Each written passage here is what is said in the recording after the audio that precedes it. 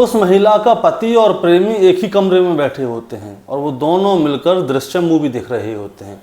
वो उसी मूवी को एक बार नहीं बल्कि 4 बार देखते हैं और पूरे महीने प्लानिंग करते हैं कि वो इस औरत को मारें तो कैसे मारें।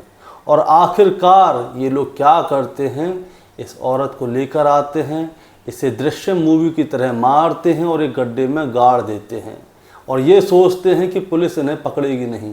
लेकिन आखिरकार पुलिस इस क्राइम का खुलासा कर देती है।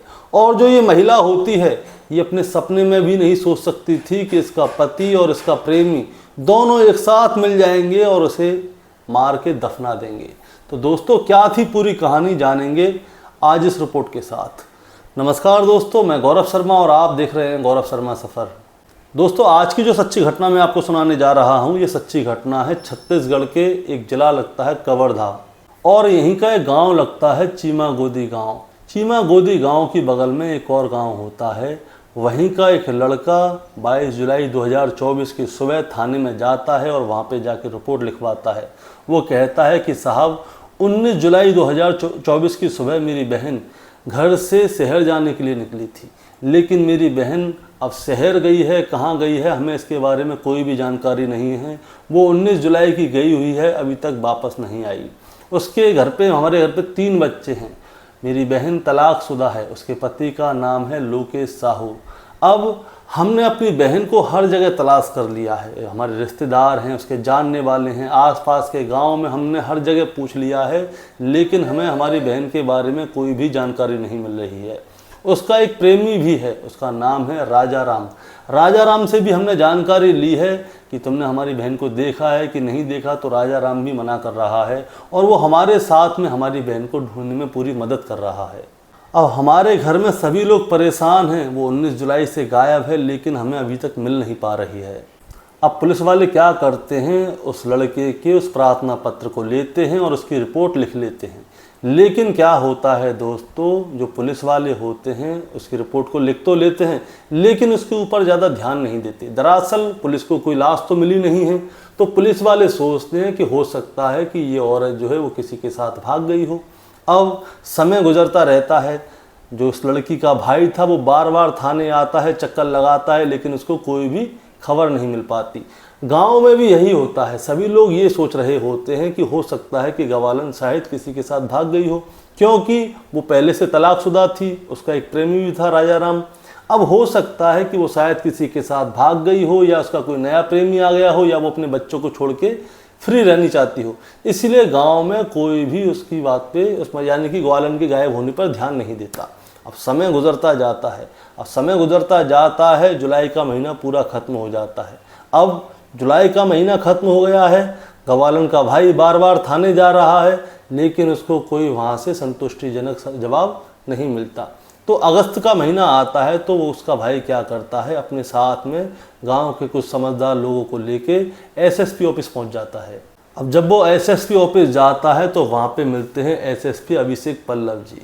वो उनके सामने अपनी प्रार्थना पत्र लगाता है और कहता है कि साहब, मेरी बहन 19 जुलाई 2024 से गायब है। 22 जुलाई 2024 को मैंने थाने में जाके रिपोर्ट लिखा दी है, लेकिन मेरी बहन को किसी भी तरह से ढूंढा नहीं जा रहा है और मेरी रिपोर्ट के ऊपर कैसी भी कार्रवाई नहीं की जा रही है।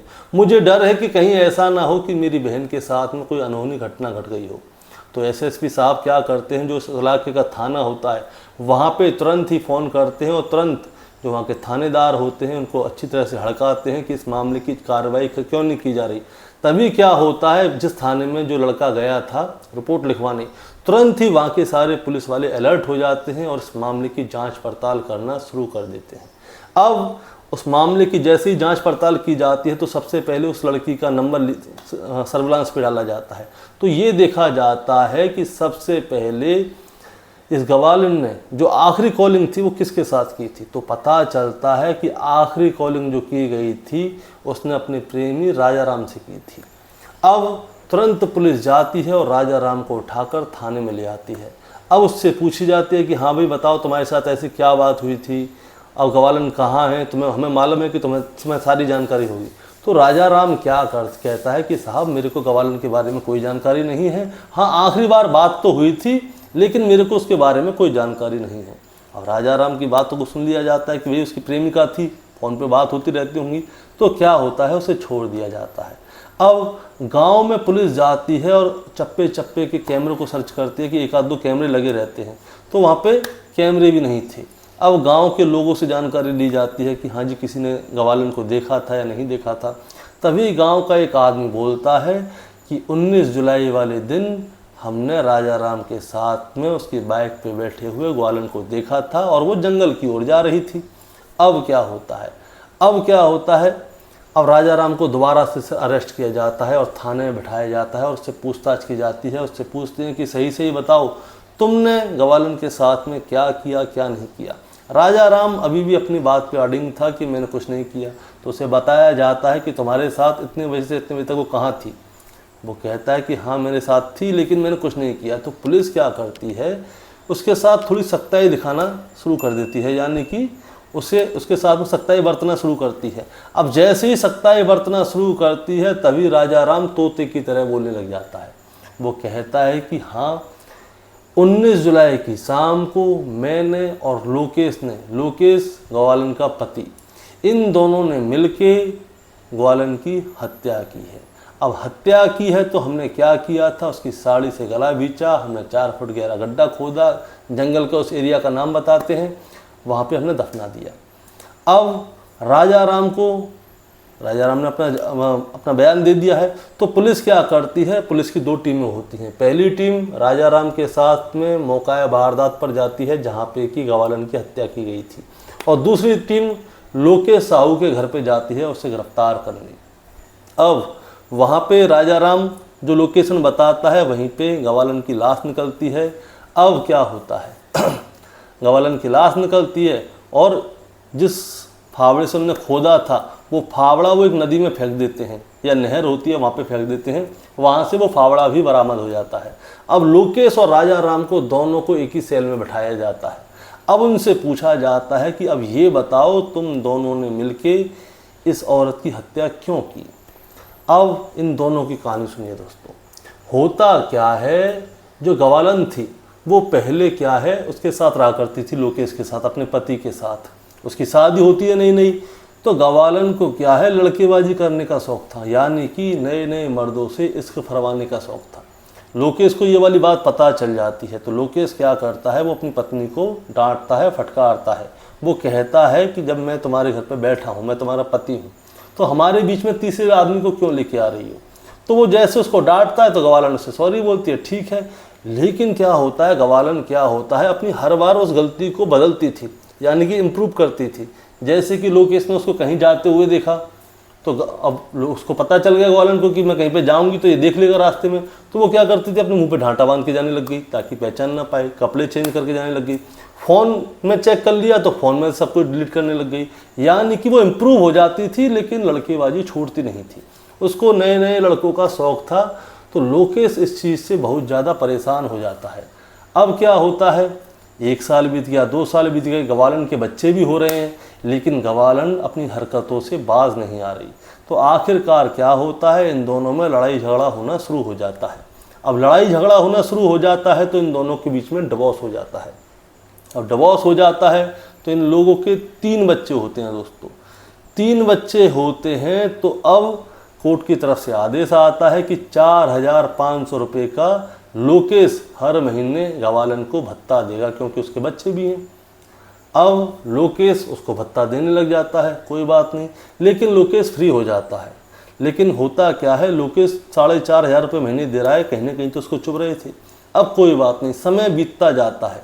अब ग्वालन जो है अपने घर पे रहा करती थी, तो वहाँ पे उसको राजा राम नाम का एक शख्स मिलता है। तो राजा राम नाम के शख्स के साथ में ग्वालन की यारी दोस्ती प्रेम संबंध बहुत अच्छे चल रहे होते हैं। अब ग्वालन और राजा राम एक दूसरे से प्रेम करते थे। राजा राम जब मन में होता था ग्वालन के पास उसके घर पे जाता था, संबंध बनाता था और वापस आ जाया करता था। तो होता क्या है दोस्तों, अब 3-4 साल बीत जाते हैं, टोटल मान के चलिए 3 साल बीत जाते हैं। तो एक राजा राम की एक दुकान थी इलेक्ट्रिकल आइटम की, जहाँ पे कि इलेक्ट्रिक का आइटम बिकता भी था, रिपेयर भी हुआ करता था। तो एक दिन क्या होता है, लोकेश अपने किसी सामान को लेकर राजा राम की दुकान पर पहुंच जाता है। लोकेश को पता था कि राजा राम का चक्कर उसकी पत्नी के साथ चल रहा है।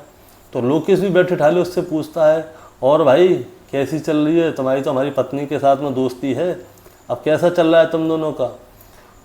तो राजा राम कहता है, लोकेश भाई आप मेरे से पूछो ही मत, आप तो बच गए अपनी पत्नी को तलाक देके, मैं क्या करूं, मैं कैसे तलाक दूं। तो लोकेश पूछता है कि क्या हुआ, तुम ऐसे क्यों बोल रहे हो। तो वो बोलता है कि जो गवालन है उसके साथ में वो 2-2.5 साल से संबंध बना रहा है, संपर्क में है, उससे प्यार करता है, लेकिन क्या है गवालन उसके ऊपर अलग अलग तरह का प्रेशर डालती है। अलग अलग तरह का प्रेशर मतलब वो आती है तो कभी उसकी सामान से पंखा ले जाती है, कभी उसकी दुकान से कुछ ले जाती है, कभी उसकी दुकान से कुछ ले जाती है, हमेशा आएगी कुछ ना कुछ लेके जाएगी, कभी खाली हाथ नहीं जाएगी। अब उसको कभी पैसे की ज़रूरत होती है तो कहती है कभी 2,000 रुपये दे दो, कभी 3,000 रुपये दे दो, कभी 1,000 रुपये दे दो, कभी 500 रुपये दे दो। तो लोकेश भाई मैं उसे पैसे दे देकर थक गया हूँ, अगर मैं हिसाब लगाऊँ तो लाखों रुपये का चूना तुम्हारी पत्नी मुझे अब तक लगा बैठी है। तो लोकेश कहता है कि भैया मेरी पत्नी कहाँ है, मैं तो तलाक दे दिया, इसी वजह से मैंने तलाक दिया था और तुमने उसे पकड़ लिया, मैं खुद उसे 4,500 रुपये महीने दे रहा हूँ, मैं खुद बर्बाद हुआ बैठा हूँ। अब लोकेश और राजा राम दोनों ही परेशान होते हैं।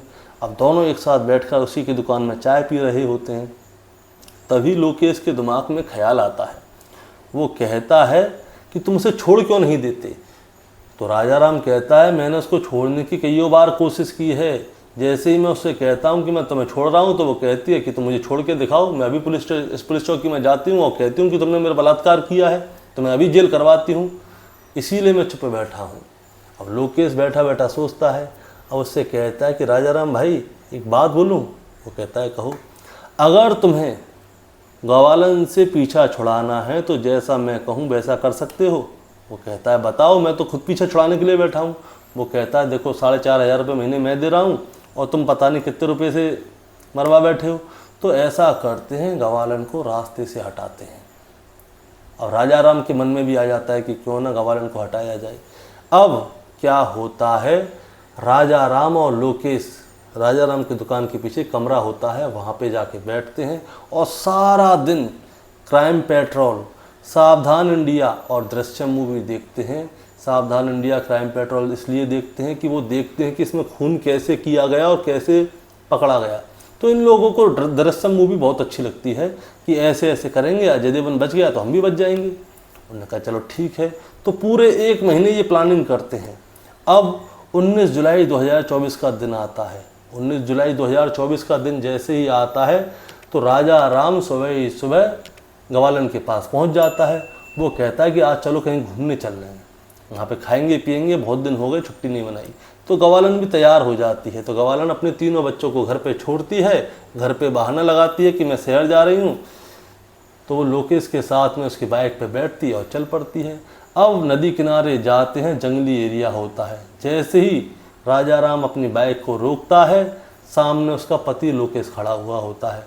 अब वो कहती है कि राजा राम तुम मुझे यहाँ पे क्यों लेके आई, ये यहाँ पे क्या कर रहा है। तो वो कहता है कि तूने हमारी ज़िंदगी बर्बाद कर दी है। इधर से लोकेश और इधर से राजा राम दोनों उसको पकड़ लेते हैं। वो चीखती है, चिल्लाती है। तो वो लोग क्या करते हैं, उसी की साड़ी से उसी के गले में फंदा लगाते हैं और दोनों एक एक तरफ जोर से खींचने लगते हैं और तब तक खींचते हैं जब तक कि उसकी मौत ना हो जाए। अब गवालन मर जाती है तो ये लोग पहले से ही फावड़े का इंतज़ार करके रहते हैं। तो वहाँ पे 4 फुट गहरा गड्ढा खोदते हैं और उसके अंदर उसे दफना देते हैं। फिर एक ही बाइक से जाते हैं, जो फावड़ा होते हैं उसे नदी में फेंक देते हैं और अपने अपने घर चले जाते हैं। ये सोचते हैं कि इन्हें अब कोई नहीं पकड़ सकता। लेकिन दोस्तों मैं आपको बताना चाहूँगा कि रियल लाइफ और रियल लाइफ में फ़र्क होता है। वो फिल्म थी इसलिए अजय देवगन बच गया, दृश्यम मूवी, लेकिन रियलिटी में ना पुलिस बाल के खाल को निकाल लेती है और अपराधी को जब उनके मन में होता है तभी पकड़ लेती है। तो इसीलिए दोस्तों कहना चाहूँगा कि इन चीज़ों से बचें और इसमें कुछ भी नहीं रखा। और दोस्तों इस कहानी को सुनाने का मतलब आपको परेशान करना या विचलित करना नहीं है, बस आपको सावधान करना है। अगर आप ऐसी और भी कहानियाँ सुनना चाहते हैं तो रोज़ाना रात को 8 बजे हमारे चैनल पे एक कहानी प्रसारित होती है जो कि सच्ची घटना होती है, और इसे देखने के लिए आप लोग हमारा चैनल सब्सक्राइब कर सकते हैं। नमस्कार।